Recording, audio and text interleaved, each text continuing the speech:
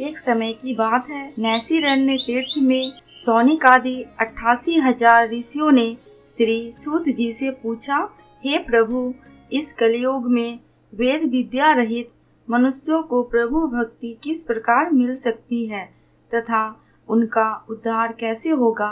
हे मुनि श्रेष्ठ, कोई ऐसा तप बताइए जिससे थोड़े समय में ही पुण्य मिले और मनोवांछित फल की प्राप्ति हो। इस प्रकार की कथा सुनने की हम इच्छा रखते हैं। सर्व शास्त्रों के ज्ञाता सूत जी बोले, हे वैष्णवों, आप सभी ने प्राणियों के हित की बात पूछी है, इसलिए मैं एक ऐसे श्रेष्ठ व्रत को आप लोगों को बताऊंगा जिसे नारद जी ने लक्ष्मी नारायण जी से पूछा था और लक्ष्मीपति ने मणि श्रेष्ठ नारद जी से कहा था। आप सब इसे ध्यान से सुनिए। एक समय की बात है, योगी राज नारद जी दूसरों के हित की इच्छा के लिए अनेकों लोकों में घूमते हुए मृत्यु लोक में आ पहुँचे। यहाँ उन्होंने अनेक योनियों में जन्मे प्रायः सभी मनुष्यों को अपने कर्मों द्वारा अनेकों दुखों से पीड़ित देखा। उनका दुख देख नारद जी सोचने लगे कि ऐसा यत्न किया जाए जिसके करने से निश्चित रूप से मानव के दुखों का अंत हो जाए। इसी विचार पर मनन करते हुए वह विष्णु लोक में गए। वहाँ वह देवों के इस नारायण की स्तुति करने लगे, जिनके हाथों में शंख चक्र गदा थे, गले में वरमाला पहने हुए थे। स्तुति करते हुए नारद जी बोले, हे भगवान, आप अत्यंत शक्ति से संपन्न हैं। मन तथा वाणी भी आपको नहीं पा सकती। आपका आदि मध्य तथा अंत नहीं है। निर्गुण स्वरूप सृष्टि के कारण भक्तों के दुख को दूर करने वाले हैं। आपको मेरा नमस्कार है। नारद जी की स्तुति सुन विष्णु भगवान बोले, हे मुनि श्रेष्ठ, आपके मन में क्या है, बताइए। आप किस काम के लिए पधारे हैं, उसे निसंकोच कहो।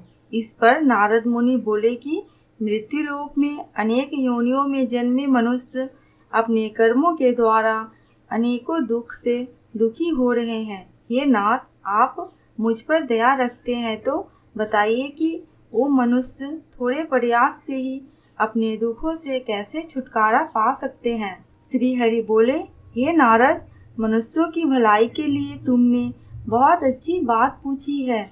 जिसके करने से मनुष्य मोह से छूट जाता है, वह बात मैं कहता हूँ, उसे सुनो।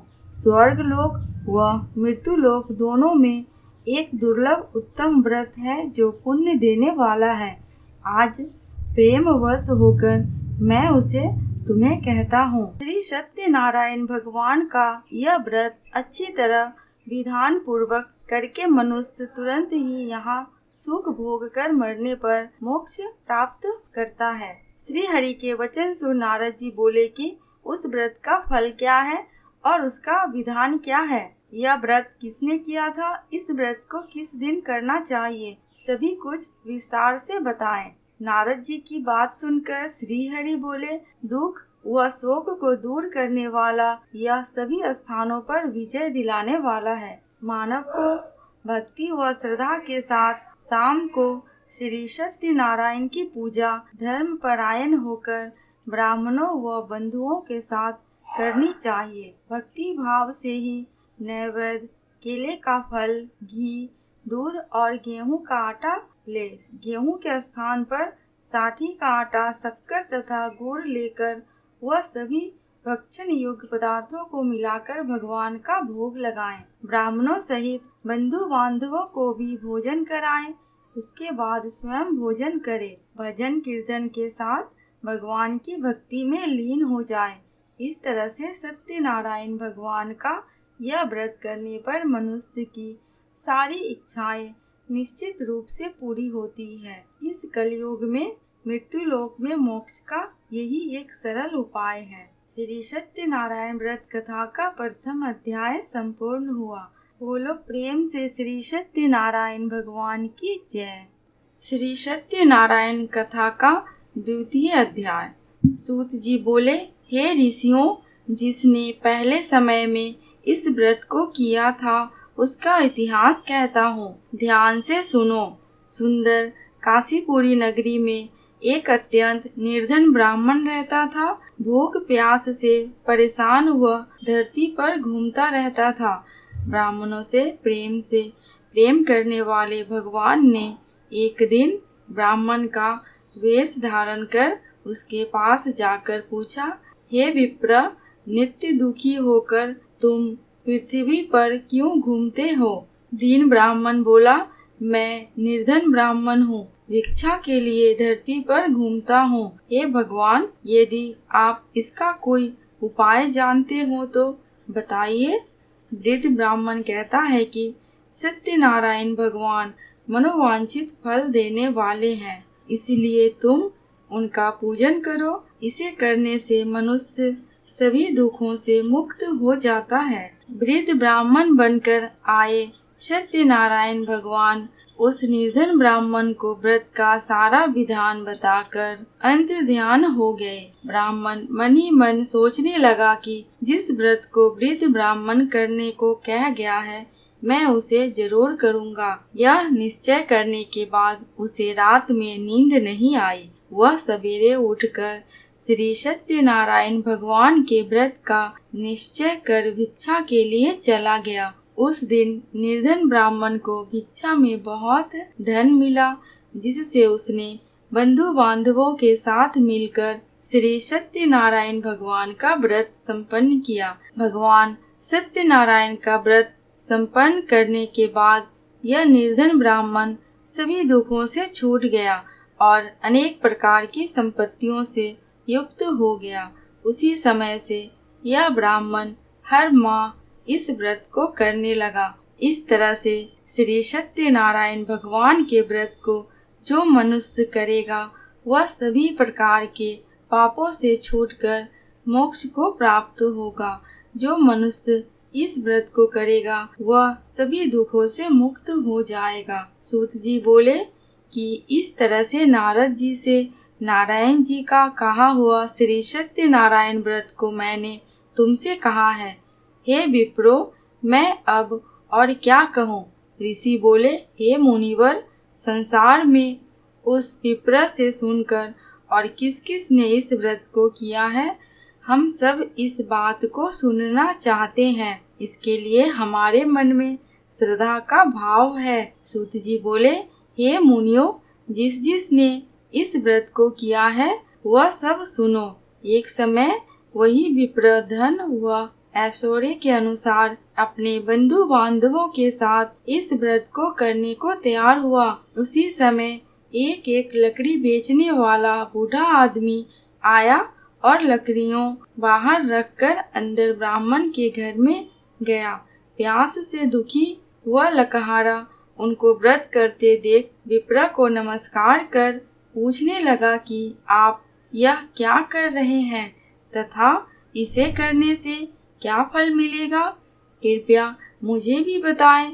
ब्राह्मण ने कहा कि सब मनोकामनाओं को पूरा करने वाला यह श्री सत्यनारायण भगवान का व्रत है।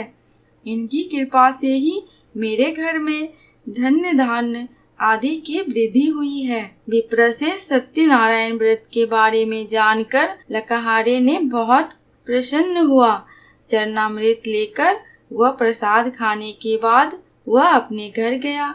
लकहारे ने अपने मन में संकल्प किया कि आज लकड़ी बेचने से जो धन मिलेगा उसी से श्री सत्यनारायण भगवान का उत्तम व्रत करूंगा। मन में इस विचार को ले बूढ़ा आदमी सिर पर लकड़ियां रख उस नगर में बेचने चला गया जहां धनी लोग ज्यादा रहते थे। उस नगर में उसे अपनी लकड़ियों का दाम पहले से 4 गुना अधिक मिलता है। बूढ़ा प्रसन्नता के साथ दाम लेकर केले, शक्कर, घी, दूध, दही और गेहूं का आटा लेकर और सत्यनारायण भगवान के व्रत की अन्य सामग्रियां लेकर अपने घर गया। वहां उसने अपने बंधु बांधवों को बुलाकर विधि विधान से श्री सत्यनारायण भगवान का पूजन और व्रत किया। इस व्रत के प्रभाव से वह बूढ़ा लकहारा धन, पुत्र आदि से युक्त होकर संसार के समस्त सुख भोग कर अंत में बैकुंठ धाम चला गया। श्री सत्यनारायण व्रत कथा का द्वितीय अध्याय संपूर्ण हुआ। बोलो प्रेम से श्री सत्यनारायण भगवान की जय।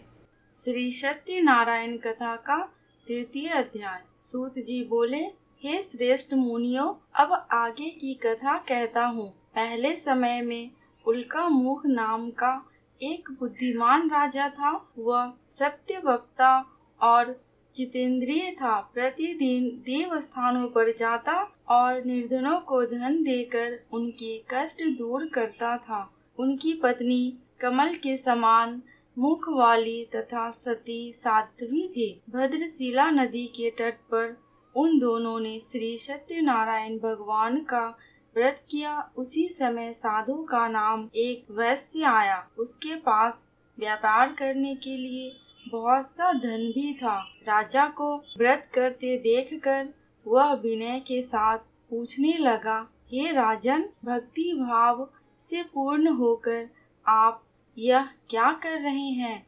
मैं सुनने की इच्छा रखता हूँ, तो आप मुझे बताएं। राजा बोला, हे साधु, अपने बंधु बांधवों के साथ पुत्रादि की प्राप्ति के लिए एक महाशक्तिमान श्री सत्यनारायण भगवान का व्रत व पूजन कर रहा हूँ। राजा के वचन सुन साधु आदर से बोला, हे राजन, मुझे इस व्रत का सारा विधान कहिए। आपके कथानुसार मैं भी इस व्रत को करूँगा।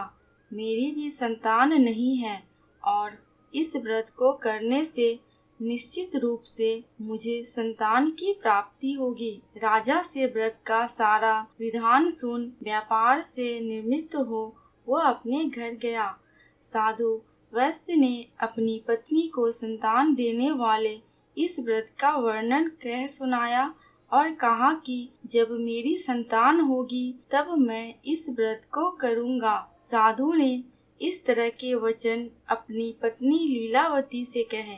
एक दिन लीलावती पत्नी के साथ आनंदित हो सांसारिक धर्म में प्रवृत्त होकर सत्यनारायण भगवान की कृपा से गर्भवती हो गई। 10वें महीने में उनके गर्भ से एक सुंदर कन्या ने जन्म लिया। दिनों दिन वह ऐसे बढ़ने लगी जैसे कि शुक्ल पक्ष का चंद्रमा बढ़ता है। माता पिता ने अपनी कन्या का नाम कलावती रखा।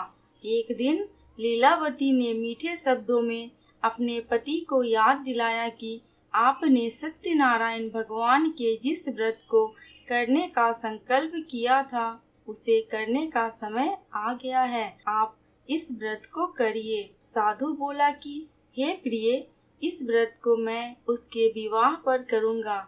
इस प्रकार अपनी पत्नी को आश्वासन देकर वह नगर को चला गया। कलावती पिता के घर में रही वृद्धि को प्राप्त हो गई। साधु ने एक बार नगर में अपनी कन्या को सखियों के साथ देखा तो तुरंत ही दूत को बुलाया और कहा कि मेरी कन्या के योग्य वर देखकर आओ। साधु की बात सुनकर दूत कंचन नगर में पहुंचा और वहां देखभाल कर लड़की के सुयोग्य वानिक पुत्र को ले आया। सुयोग्य लड़के को देख साधु ने बंधु बांधवों को बुलाकर अपनी पुत्री का विवाह कर दिया। लेकिन दुर्भाग्य की बात यह है कि साधु ने अभी भी श्री सत्यनारायण भगवान का व्रत नहीं किया। इस पर श्री सत्यनारायण भगवान क्रोधित हो गए और श्राप दिया कि साधु को अत्यधिक दुख मिले। अपने कार्य में कुशल साधु बनिया जमाई को लेकर समुद्र के पास स्थित होकर रत्नासारपुर नगर में गया। वहां जाकर दामाद ससुर दोनों मिलकर चंद्रकेतु राजा के नगर में व्यापार करने लगे। एक दिन भगवान सत्यनारायण की माया से एक चोर राजा का धन चुराकर भाग रहा था। उसने राजा के सिपाहियों को अपना पीछा करते देख चुराया हुआ धन वहां रख दिया जहां साधु अपने जमाई के साथ ठहरा हुआ था।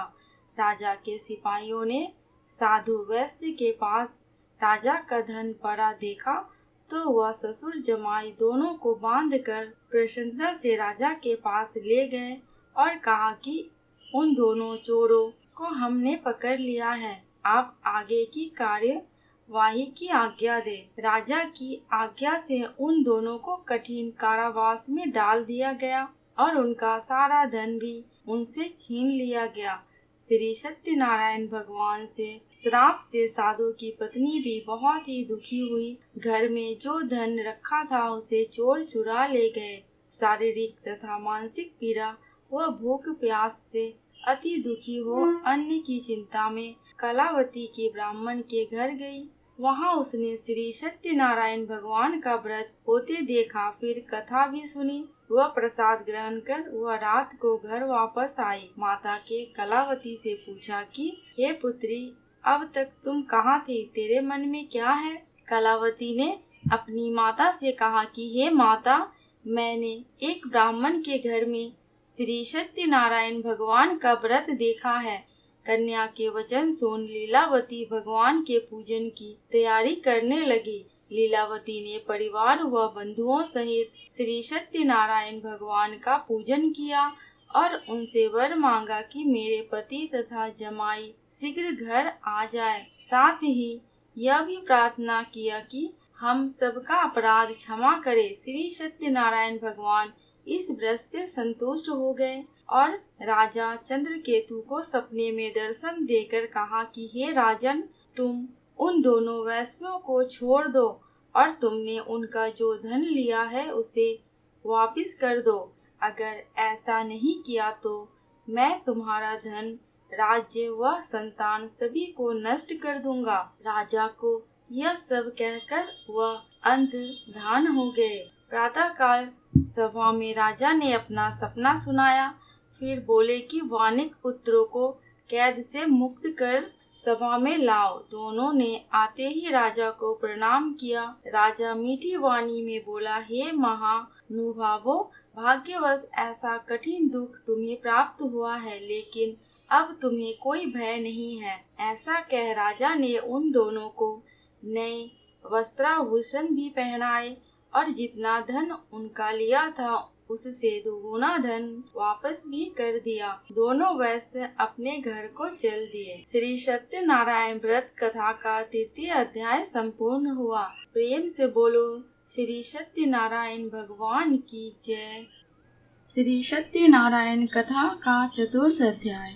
सूत जी बोले, वैश्य ने मंगलाचार कर अपनी यात्रा प्रारंभ की और अपने नगर की ओर चल दिए। उनके थोड़े दूर जाने पर एक दंडी भेषधारी श्री सत्यनारायण ने उनसे पूछा, हे साधु, तेरी नाव में क्या है? अभिमानी वणिक हंसता हुआ बोला, हे दंडी, आप क्यों पूछते हो? क्या धन लेने की इच्छा है? मेरी नाव में तो बेल व पत्ते भरे हुए हैं। वैश्य के कठोर वचन सुन भगवान बोले, तुम्हारा वचन सत्य हो। दंडी ऐसे वचन कह वहाँ से दूर चले गए। कुछ दूर जाकर समुद्र के किनारे बैठ गए। दंडी के जाने के बाद साधु वैश्य ने नित्य क्रिया के पश्चात नाव को ऊंची उठते देखकर अचंभा माना और नाव में बेल पत्ते आदि देखकर वह मूर्छित हो जमीन पर गिर पड़ा। मूर्छा खुलने पर वह अत्यंत शोक में डूब गया। तब उसका दामाद बोला कि आप शोक ना मनाएं, यह दंडी का श्राप है, इसलिए हमें उनकी शरण में जाना चाहिए, तभी हमारी मनोकामना पूर्ण होगी। दामाद की बात सुनकर वह दंडी के पास पहुंचा और अत्यंत भक्ति भाव नमस्कार करके बोला, मैंने आपसे जो असत्य वचन कहे थे उनके लिए मुझे क्षमा करें। ऐसा कह कर महान शोकातुर हो रोने लगा। तब दंडी भगवान बोले, हे वणिक पुत्र, मेरी आज्ञा से बार बार तुम्हें दुख प्राप्त हुआ है, तू मेरी पूजा से विमुख हुआ है। साधु बोला, हे भगवान, आपकी माया से ब्रह्मा आदि देवता भी आपके रूप को नहीं जानते, तब मैं अज्ञानी कैसे जान सकता हूँ? आप प्रसन्न होइए, अब मैं सामर्थ्य के अनुसार आपकी पूजा करूँगा। मेरी रक्षा करो और पहले के समान नौका में धन भर दो। साधु वैश्य के भक्ति पूर्वक वचन सुनकर भगवान प्रसन्न हो गए और उसकी इच्छा अनुसार वरदान देकर अंतर्ध्यान हो गए। ससुर जमाई जब नाव पर आए तो नाव धन से भरी हुई थी। फिर वहीं अपने अन्य साथियों के साथ सत्यनारायण भगवान का पूजन कर अपने नगर को चल दिए। जब नगर के नजदीक पहुँचे तो दूत को घर पर खबर करने के लिए भेज दिया। दूत साधु की पत्नी को प्रणाम कर कहता है कि मालिक अपने दामाद सहित नगर के निकट आ गए हैं। दूत की बात सुनकर साधु की पत्नी लीलावती ने बड़े हर्ष के साथ श्री सत्यनारायण भगवान का पूजन कर अपनी पुत्री कलावती से कहा कि मैं अपने पति के दर्शन को जाती हूँ, तू कार्य पूर्ण कर शीघ्र ही आ जा। माता के ऐसे वचन सुन कलावती जल्दी में प्रसाद छोड़ अपने पति के पास चली गई। प्रसाद की अवहेलना के कारण श्री सत्यनारायण भगवान रुष्ट हो गए और नाव सहित उसके पति को पानी में डुबो दिया। कलावती अपने पति को वहां ना पाकर रोती हुई जमीन पर गिर गई। नौका को डूबा हुआ देख वह कन्या को रोता देख साधु दुखी होकर बोला कि हे प्रभु, मुझसे तथा मेरे परिवार से जो भूल हुई है उसे क्षमा करे। साधु के दीन वचन सुनकर श्री सत्यनारायण भगवान प्रसन्न हो गए और आकाशवाणी हुई कि हे साधु, तेरी कन्या ने मेरे प्रसाद को छोड़कर आई है, इसलिए उसका पति अदृश्य हो गया है। यदि वह घर जाकर प्रसाद खाकर लौटती है तो इसे इसका पति अवश्य ही मिल जाएगा। ऐसी आकाशवाणी सुन कलावती घर पहुंचकर प्रसाद खाती है और फिर आकर अपने पति के दर्शन करती है। उसके बाद साधु अपने बंधु बांधवों सहित श्री सत्यनारायण भगवान का विधि विधान से पूजन करते हैं। इस लोक का सुख भोग कर वह अंत में स्वर्ग को प्राप्त होते हैं। श्री सत्यनारायण व्रत कथा का 4th अध्याय संपूर्ण हुआ। प्रेम से बोलो श्री सत्यनारायण भगवान की जय। श्री सत्यनारायण कथा का 5th अध्याय। सूत जी बोले, हे ऋषियों, मैं और एक कथा सुनाता हूँ, उसे भी ध्यान पूर्वक सुनो। प्रजापालन में लीन तुंगध्वज नाम का एक राजा था। उसने भी भगवान का प्रसाद त्याग कर बहुत ही दुख भोगा था। एक बार वन में जाकर वन्य पशुओं को मारकर वह वर के पेड़ के नीचे आया। वहां उसने ग्वालों को भक्ति भाव से अपने बंधुओं सहित सत्यनारायण भगवान का पूजन करते देखा। अभिमानवश राजा ने उन्हें देखकर भी पूजा स्थान में नहीं गया और ना ही उसने भगवान को नमस्कार किया। ग्वालों ने राजा को प्रसाद दिया, लेकिन उसने वह प्रसाद नहीं खाया और प्रसाद को वहीं छोड़कर वह अपने नगर को चला गया। जब वह नगर में पहुंचा तो वहां सब कुछ तहस नहस हुआ पाया तो वह शीघ्र ही समझ गया कि यह सब भगवान ने ही किया है। वह दोबारा ग्वालों के पास पहुंचा और विधि पूर्वक पूजा करके प्रसाद खाया तो श्री सत्यनारायण भगवान की कृपा से सब कुछ पहले जैसा हो गया। दीर्घ काल तक सुख भोगने के बाद मरणोपरांत उसे स्वर्ग लोक की प्राप्ति हुई। जो मनुष्य परम दुर्लभ इस व्रत को करेगा उसे भगवान सत्यनारायण की अनुकंपा से उसे धन्य धान्य की प्राप्ति होगी। निर्धन धनी हो जाता है और भयमुक्त हो जीवन जीता है। संतानहीन मनुष्य को संतान सुख मिलता है और सारे मनोरथ पूर्ण होने पर मानव अंतकाल में वैकुंठ धाम को जाता है। सूत जी बोले, जिन्होंने पहले इस व्रत को किया है अब उनके दूसरे जन्म की कथा कहता हूँ। वृद्ध सतानंद ब्राह्मण ने सुदामा का जन्म लेकर मोक्ष की प्राप्ति की। लकड़हारे ने अगले जन्म में निषाद बनकर मोक्ष प्राप्त किया। उल्का मुख नाम का राजा दशरथ होकर वैकुंठ को गए।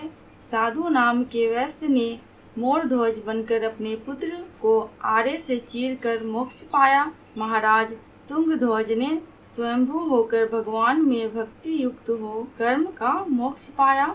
श्री सत्यनारायण व्रत कथा का 5th अध्याय संपूर्ण हुआ। दोस्तों, कमेंट बॉक्स में श्री सत्यनारायण भगवान की जयकारा लगाना बिल्कुल भी मत भूलना। विष्णु भगवान की जयकारा लगाना बिल्कुल भी मत भूलना।